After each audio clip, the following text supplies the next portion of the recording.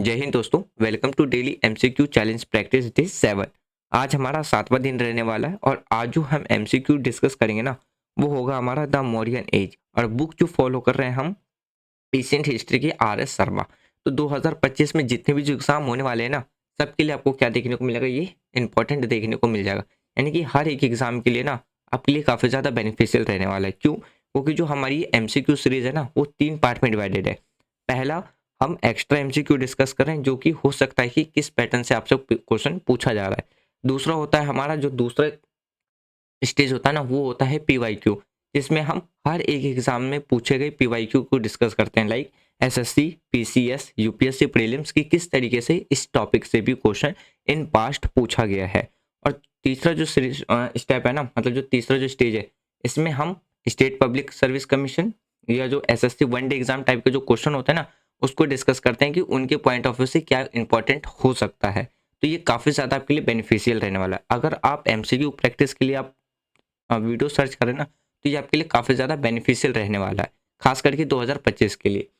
आपको क्या करना है, जैसे ही स्क्रीन के ऊपर क्वेश्चन आएगा ना, सबसे पहले आपको उसका आंसर टिक करना है या आंसर लिखना है। उसके बाद देखना है कि आपका आंसर सही है या गलत। और टोटल जितने भी आपके मार्क्स आ रहे हैं ना 30 में से, वो आपको कमेंट बॉक्स में बताना है कि कितने टोटल मार्क्स आए। इससे क्या होगा ना कि आपकी रिवीजन भी हो जाएगी, चैप्टर रिकॉल भी हो जाएगा और एमसीक्यू प्रैक्टिस भी होती रहेगी। तो चलिए स्टार्ट करते हैं बिना टाइम वेस्ट किए।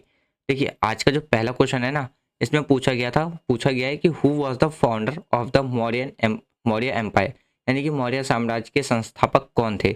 Option A Bindusara, option B Ashoka, option C Chandragupta Maurya and option D जो था यानी कि बृहद्र था, यानी कि बृहद्र।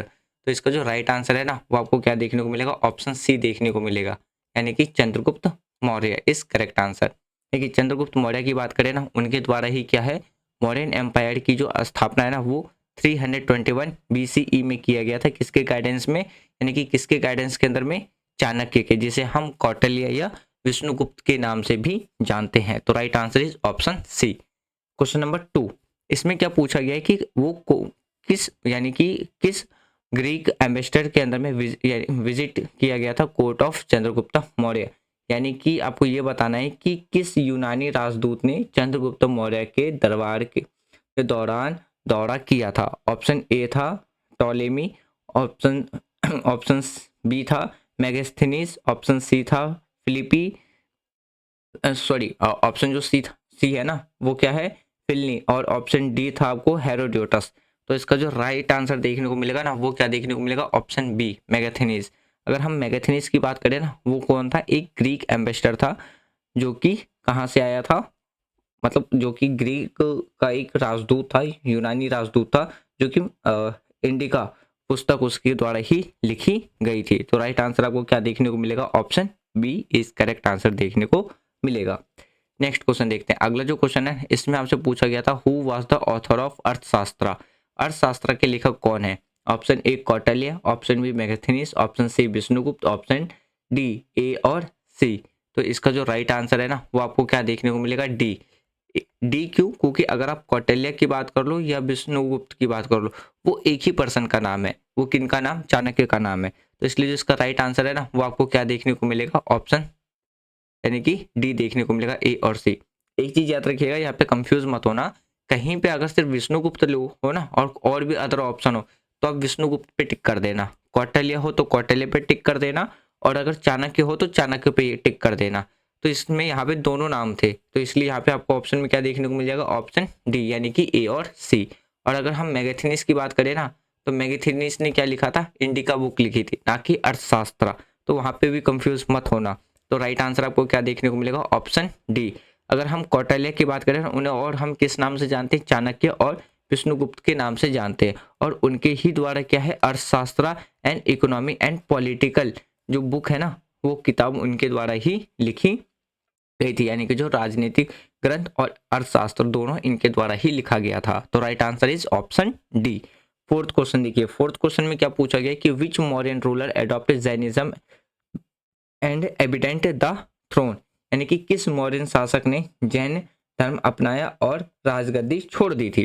तो ऑप्शन ए था Chandragupta Maurya, option B Bindusara, option C Ashoka and option D था जो दशरथ। तो इसका जो राइट आंसर है ना वो आपको क्या देखने को मिलेगा, ऑप्शन डी यानी कि दशरथ, सॉरी ऑप्शन ए देखने को मिलेगा, चंद्रगुप्त मौर्य। तो अगर हम चंद्रगुप्त मौर्य की बात करें ना तो इनके द्वारा क्या है जैनिज्म अपना लिया गया था। लास्ट डे इन का कब देखने को मिलेगा, सरवानन वेला गोला कर्नाटका के अंदर में। तो वहां पे उन्होंने क्या है ना लास्ट डे पर जैनिज्म को अडॉप्ट कर लिया था। तो राइट आंसर क्या देखने को मिलेगा, option A is correct answer देखने को मिलेगा। नेक्स्ट क्वेश्चन देखिए, इसमें पूछा गया है हु सक्सीड चंद्रगुप्त मौर्य, यानी कि चंद्रगुप्त मौर्य के उत्तराधिकारी कौन थे। Option A Ashoka, option B Bindusara, option C Dasharatha and option D जो है वो बृहद्रथ। तो इसका जो राइट आंसर देखने को मिलेगा ना वो आपको देखने को मिलेगा ऑप्शन बी यानी कि बिंदुसारा। बिंदुसारा की बात करें तो 298 से 273 बीसी तक उन्होंने क्या किया था, रूल किया था। और जो चंद्रगुप्त मौर्य के ना ये क्या थे, सन थे। तो इनके ही द्वारा फिर क्या है कि इनका जो एम्पायर था ना वो काफ़ी ज़्यादा एक्सटेंड किया गया था। तो right answer is option B देखने को मिलेगा। नेक्स्ट क्वेश्चन देखिए, what was the capital of Mauryan empire, Mauryan empire की राजधानी क्या थी। Option A Ujjain, option B Pataliputra, option C Takshashila and option D Rajgiri. तो इसका जो राइट आंसर देखने को मिलेगा वो मिलेगा आपको ऑप्शन बी पाटलिपुत्र, जो कि आज के टाइम पे मॉडर्न डे में कहाँ पे है, पटना में देखने को मिलेगा। तो ये क्या थी, मौर्यन एम्पायर की कैपिटल थी। तो right answer is option B. Next question देखिए, इसमें ये पूछा गया कि which modern ruler was known as Amitraghata, मतलब कि किस मौर्यन शासक को अमृता घाट सॉरी नॉट घंटा, यहाँ पे अमृता घाट यानी कि शत्रुओं को मारने वाला के नाम से जाना जाता था। तो option A Ashoka, option B Bindusara, option C Chandragupta Maurya, option D Brihadratha Brihadratha. तो इसका जो राइट आंसर है ना वो आपको बी देखने को मिलेगा यानी कि बिंदुसार। बिंदुसार की बात करें ना तो उनके द्वारा जो अपना एम्पायर है ना वो एग्रेसिवली क्या किया गया था, एक्सपेंड किया गया था। तो इसीलिए जो इनका जो टाइटल पड़ गया था ना वो क्या पड़ गया था, अपने दुश्मनों को मारने वाला यानी कि शत्रुओं को मारने वाला नाम पड़ गया था। तो right answer is option B is correct answer. देखिए क्वेश्चन नंबर 8, इसमें क्या पूछा गया है कि Ashoka embraced Buddhism after which war, यानी कि जो सम्राट अशोक है ना किस युद्ध के बाद बौद्ध धर्म को अपना लिया था। बहुत ही फेमस क्वेश्चन है ये। तो इसका जो आंसर देखने को मिलेगा ना वो क्या देखने को मिलेगा, ऑप्शन ए यानी कि कलिंगा वॉर। तो जो कलिंग है ना इसको आज हम मॉडर्न डे के किस नाम से जानते हैं, उड़ीसा के नाम से जानते हैं। तो जो कलिंग वॉर लड़ा गया था ना अशोक के द्वारा वो कब लड़ा गया था, 261 बीसीई में लड़ा गया था। तो जिसमें काफी ज्यादा क्या हुआ था, डिस्ट्रॉय और डिस्ट्रक्शन हुए थे। जो लीड किसके द्वारा किया गया था, अशोका के द्वारा ही लीड किया गया था। तो कलिंग वॉर के बाद ही ना सम्राट अशोक के द्वारा क्या है, बौद्धिज्म अडॉप्ट कर लिया गया था और फॉलो किए गए थे जो भी धमा थे। तो right answer is option A is correct answer आपको देखने को मिल जाएगा। नेक्स्ट क्वेश्चन देखिए, अगला जो क्वेश्चन है ना इसमें आपसे पूछा गया है कि the Ashoka inscriptions were written in which script most part of India, यानी कि भारत के अधिकांश हिस्से में यानी कि क्षेत्र में अशोका के द्वारा जो शिलालेख लिखे गए थे वो किस भाषा में लिखा गया था। Option A Brahmani, option B था option B Kharoshthi, option C Greek और ऑप्शन डी अरेबिक। तो इसका अरेमिक। तो इसका जो राइट आंसर है ना वो आपको क्या देखने को मिलेगा, ऑप्शन ए देखने को मिलेगा ब्राह्मी।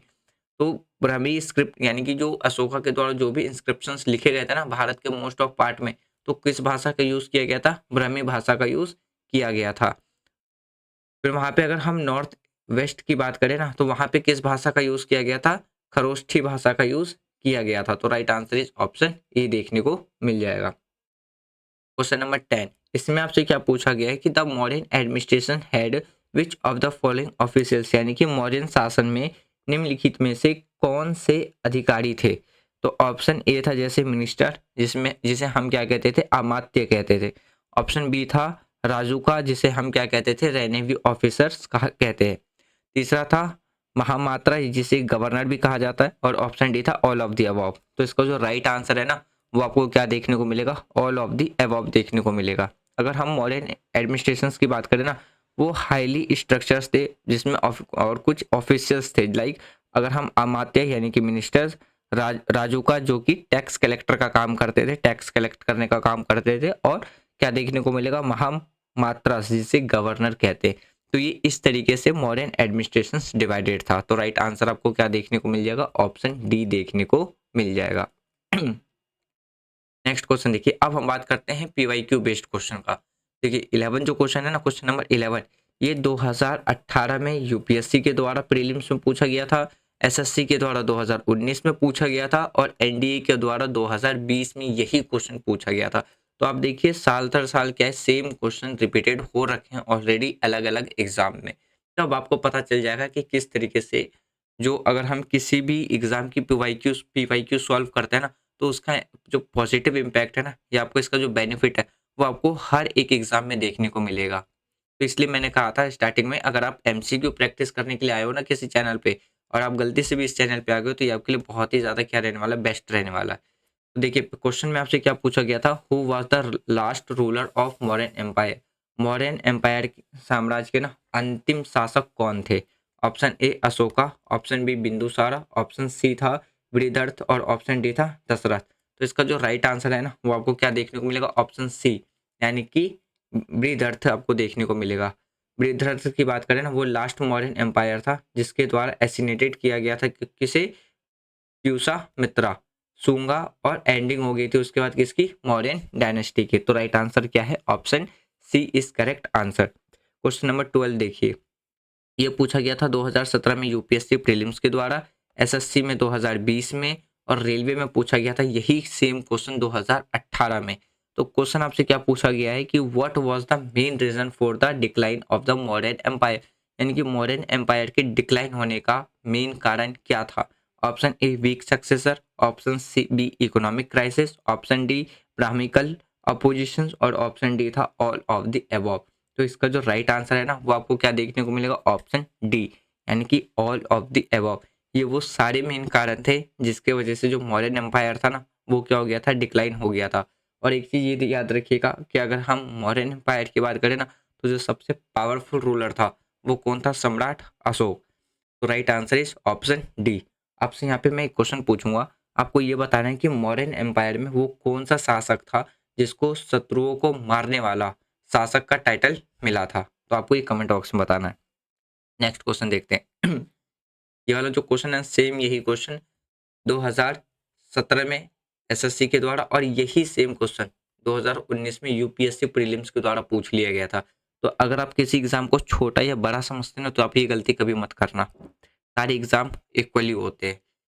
तो देखिए क्वेश्चन आपसे ये पूछा गया कि जो अशोका धम्मा है ना पॉलिसी, वो इंस्पायर्ड बाय विच रिलीजन, यानी कि अशोका धम्मा पॉलिसी किस धर्म से इंस्पायर्ड था। Option A Hinduism, option B Jainism, option C Buddhism, and option D Parsi धर्म। तो आपको ना इसका आंसर बहुत ही आसानी से मिल जाएगा, ऑप्शन डी। क्यों, क्योंकि देखिए जो कलिंग वॉर हुआ था ना, जो अशोका के द्वारा कब 321 में लड़ा गया था। तो आफ्टर कलिंग वॉर के बाद ही क्या था ना, उसने क्या किया था, बौद्धिज्म को अडॉप्ट कर लिया था। तो राइट आंसर आपको क्या देखने को मिलेगा, ऑप्शन सी बौद्धिज्म।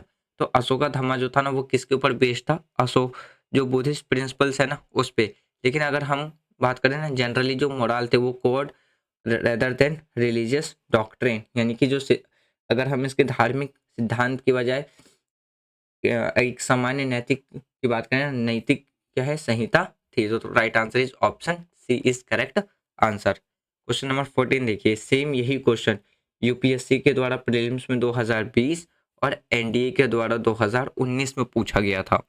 क्वेश्चन आपसे क्या पूछा गया है कि which edict of Ashoka mentions the Kalinga of war. Ashok के किस शिलालेख में कलिंग युद्ध का उल्लेख है। Option A first rock edict, option B है second rock edict, option C है 13 रॉक एडिक्ट, और ऑप्शन डी है 7th रॉक एडिक्ट। तो इसका जो राइट आंसर है ना, वो आपको क्या देखने को मिलेगा, ऑप्शन सी 13th। अगर हम 13th रॉक एडिक्ट की बात करें ना, तो जिसमें डिस्क्राइब किया गया है कलिंग वॉर का और Ashoka's conventions to non violence.